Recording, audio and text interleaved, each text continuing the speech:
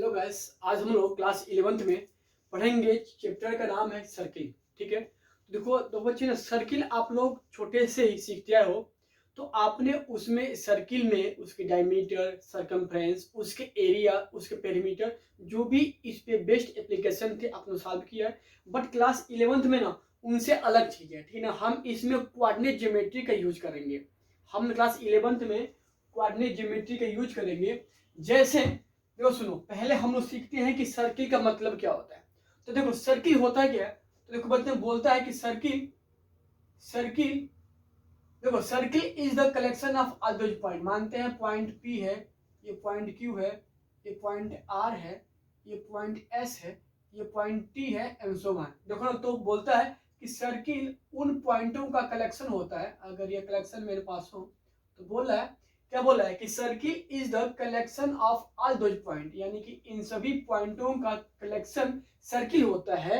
देखो ना, जिनकी डिस्टेंसेस यानी whose distances from a fix point C. देखो ना, मतलब क्या हुआ, बोल रहा है कि circle is the collection of all those point. अगर हम P Q R S T मानते हैं तो कहने का मतलब मेरा ये है कि सर्किल इन P Q R S T point का कलेक्शन है, जिनका किसी फिक्स पॉइंट, अगर फिक्स पॉइंट सी मानते हैं तो इनका डिस्टेंसेज कहां से, एक फिक्स पॉइंट से, क्यू का इससे, इसका इससे, इसका इससे और इसका इससे, whose distances from fix point is always equal. यानी कि देखो ना, हम अगर इस P को C से मिलाएं, Q को C से मिलाएं, R को C से मिलाएं, पॉइंट S को C से मिलाएं, पॉइंट T को C से मिलाएं, तो इन सभी पॉइंटों का जो डिस्टेंसेज आता है वो क्या आपस में इक्वल। यानी कि यहां से हो जाएगा PC बराबर QC बराबर RC बराबर SC बराबर TC। ठीक ना, ये सभी क्या आपस में इक्वल होते हैं। और आप लोग क्लास 9-10 में सीखे हो कि this distances are called radius. इसको क्या बोलते हैं, रेडियस। ठीक है ना, तो ये था आपका बेसिक। लेकिन देखो ना, मैं मुझे क्लास 11th में पढ़ना क्या है। देखो मुझे क्लास 11th में ये पढ़ना है, बोल रहा है कि इफ, देखो लिखना है आपका फर्स्ट टॉपिक, कह रहा if C is the center whose distance whose coordinate is HK and radius is R। देखो बोल रहा है कि अगर कोई सर्किल हो, देखो अगर कोई सर्किल हो, देखो और ना इस सर्किल का सेंटर C मानते हैं, इसका कोऑर्डिनेट क्या हो, HK हो। ठीक है भाई, मानते हैं कि कोई सर्किल है उस जिसका क्या है, सेंटर C है और उस सेंटर का कोऑर्डिनेट क्या HK है। देखो बच्चों ना, और ना इसके सरकमफ्रेंस पे कहीं एक पॉइंट मान लो ले लेते हैं यम। अगर हम MC को अगर ऐसे मिलाएंगे, ठीक है, देखो तो this CM is called radius. तो बोल रहा है कि अगर कोई सर्किल हो जिसका सेंटर हो और उसका रेडियस नोन हो, तो मुझे इस सर्किल का क्या निकालना है, इक्वेशन। मुझे इसको इक्वेट नहीं करना है, मुझे इस सर्किल का इक्वेशन फाइंड करना हो जब सेंटर दिया हो और रेडियस R दिया हो। तो बच्चे मेरे आप बताओ, अगर यह आपका सरकमफ्रेंस पे कोई पॉइंट हो तो जाहिर सी बात है इस पॉइंट का भी कोई ना कोई कोऑर्डिनेट आएगा। तो चलो लेते हैं, let coordinate R sorry coordinate of m बराबर क्या लेते हैं, एक्स वाई। तो चलो आप बताओ बच्चे, अगर मुझे इस कोऑर्डिनेट m, अगर मुझे इस पॉइंट m का कोऑर्डिनेट x कमा y मिल गया, और देखो तो यहाँ से अगर ये सेंटर का कोऑर्डिनेट एच के मिला है, तो आपको क्या पता है distance between C and M. तो यहाँ पे हम सी और एम के बीच लगाएंगे डिस्टेंस फार्मूला। तो यहाँ से मुझे क्या मिल जाएगा कि देखो इसका डिस्टेंस है ना सी एम, तो मेरा क्या होगा, रेडियस के इक्वल होगा। अच्छा बच्चे आप बताओ, देखो मुझे यहाँ से ना देखो सी एम निकालना है, तो मतलब क्या, देखो डिस्टेंस बिटवीन 2 पॉइंट, और आप क्लास 10th में डिस्टेंस बिटवीन 2 पॉइंट पढ़े हो, क्या होता है, क्या होता है भाई, लिख लो, होता है x2 माइनस x1 का whole square plus y2 minus y1 का होल स्क्वायर। ठीक है, यही होता है आपका डिस्टेंस फार्मूला। ठीक है, तो देखो हम अगर ना इसके लिए सीएम के लिए, ठीक है ना, अगर इसमें यूज करेंगे यानी किसी दो पॉइंट के बीच का डिस्टेंस, तो ये हो, तो देखो ये आप हो जाएगा बाय रूल। देखो चलो मानते हैं बराबर ये आर हो। ठीक है, तो बच्चे आप बताओ, देखो ना हम अगर इसमें इस सी से एम तक की अगर हम अगर डिस्टेंस फाइंड करें, तो सी से एम तक का डिस्टेंस, तो ये आपका देखो यहाँ से तुम्हारा एच तुम्हारा क्या हो जाएगा, x1 हो जाएगा, कि तुम्हारा क्या हो जाएगा, y1 हो जाएगा, x तुम्हारा क्या हो जाएगा, h2 हो जाएगा अगर हम सपोज करते हैं तो।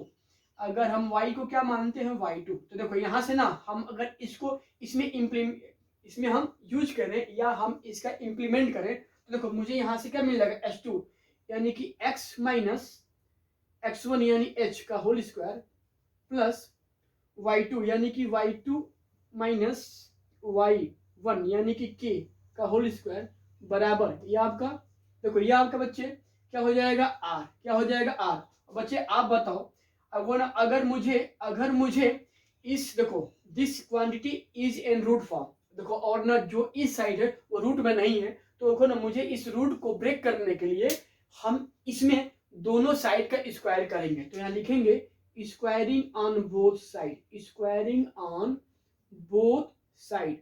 तो हम अगर यहाँ से स्क्वायरिंग करेंगे, देखो यहाँ लिखते हैं, जगह नहीं है तो यहाँ लिखते हैं, ये आपका क्या हो जाएगा, ये हो जाएगा x माइनस एच के whole square plus y2 minus k का होल स्क्वायर का हो जाएगा अंडर रूट का होल स्क्वायर, ठीक है, बराबर ये आपका क्या हो जाएगा आर स्क्वायर। बच्चे आप बताओ यहाँ से क्या रूट से स्क्वायर का कैंसिल हो जाएगा, यानी मुझे खाली क्या मिल जाएगा x माइनस एच का होल स्क्वायर प्लस, सॉरी यहाँ पे y है ना, y2 नहीं यहाँ पे y रहेगा, क्योंकि देखो ना यहाँ पे y2 मेरा क्या है y है ना, तो y रहेगा, ये हो जाएगा y माइनस के का होल स्क्वायर बराबर ये r है आर स्क्वायर।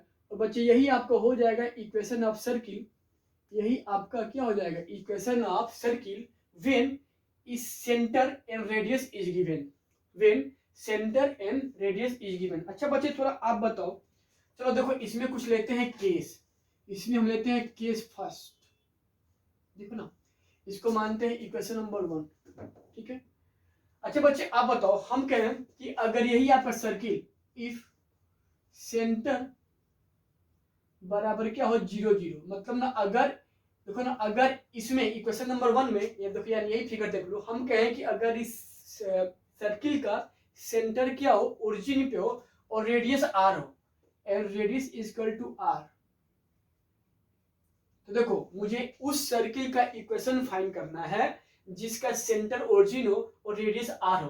तो देखो बच्चे हम इसमें अगर इक्वेशन नंबर 1 में हम अगर पुट कर दें क्या h बराबर 0 और k बराबर 0, बोलोगे क्यों, क्योंकि देखिए तो मुझे सेंटर कहाँ पे बता रहा है ओरिजिन पे, यानी h 0 और k 0 हो जाएगा, तो यहाँ से मुझे क्या मिल जाएगा x माइनस 0 का whole square plus y minus 0 का whole square equal to r square. जब इसको सिंप्लीफाई करेंगे साहब तो क्या मिल जाएगा x square plus y square equal to r square, और यह बच्चा आपका हो जाएगा equation of circle when centre is at origin, ठीक है। आई थिंक इतना आप लोगों को समझ में आया होगा, तब तक आप इसको इरेज करो और फिर आगे बढ़ते हैं।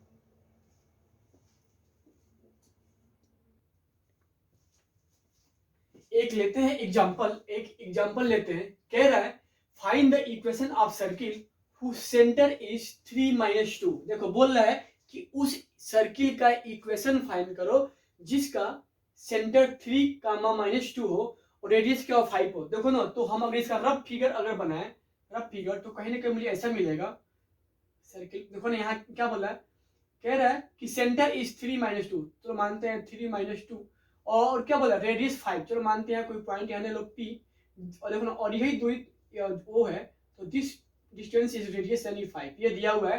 देखो तो मुझे इस सर्किल का इक्वेशन फाइंड करना है। तो बच्चे आप बताओ आपको क्या पता है, since equation of circle, equation of circle क्या होता है भाई साहब, ये होता है एक्स माइनस एच का whole square plus y minus k का whole square equal to r square. देखो यहाँ पे क्या लिखेंगे गिवन, गिवन में है क्या, देखो सेंटर दिया है कोऑर्डिनेट, यानी h कितना हो जाएगा 3 और k कितना हो जाएगा -2।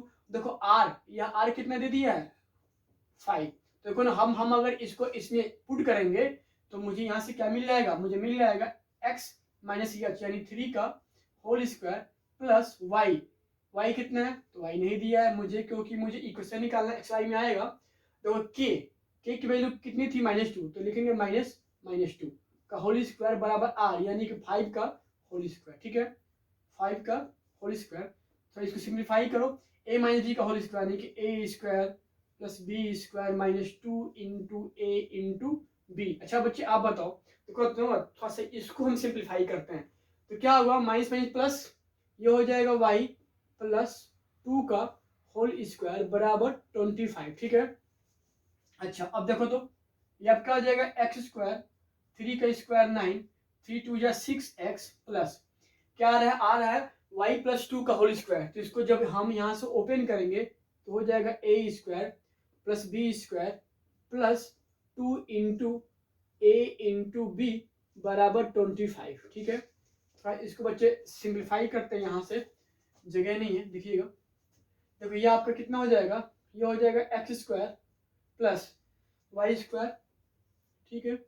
देखो ये हो जाएगा 9, ये हो जाएगा 9, ये कितना होगा माइनस 6x, 2 का स्क्वायर 4 और फिर प्लस 2 2 जा 4y, ठीक है, बराबर कितना होगा 25। तो सॉल्व करो तो ये हो जाएगा x square plus y square, ठीक है। देखो 9 ये है ना, 9 और 4 कितना हो जाएगा 13 और minus 6x plus 4y equal to 25, ठीक है।